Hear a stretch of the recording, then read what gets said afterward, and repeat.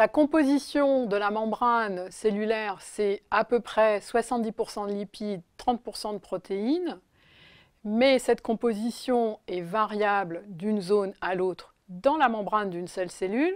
À l'intérieur de la cellule, on trouve aussi des compartiments endomembranaires, c'est-à-dire des petites vésicules formées d'une membrane de lipides, mais dont là la composition protéique peut être très différente de celle que l'on trouve à la surface de la cellule. Et enfin, cette composition peut varier d'un type cellulaire à l'autre. Ainsi, les globules rouges ou les cellules du foie ont une proportion élevée de protéines sur leur membrane cellulaire par rapport à d'autres types cellulaires. On peut donner un exemple de pathologie grave dont le mécanisme est dû à des altérations de la membrane plasmique. Il s'agit du choléra. Le choléra est une maladie infectieuse qui est responsable de diarrhées très importantes, entraînant une déshydratation qui peut être mortelle.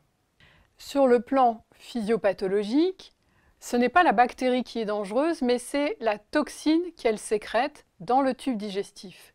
Cette toxine va pouvoir se fixer sur les cellules du tube digestif par l'intermédiaire des sucres qui sont présents à la surface de ces cellules du tube digestif, et elle va induire des modifications dans la membrane, des activations d'enzymes qui vont ouvrir tous les canaux protéiques qui sont présents dans cette membrane, et le contenu cellulaire va alors se déverser dans le tube digestif, provoquant cette sortie d'eau, cette déshydratation et cette diarrhée.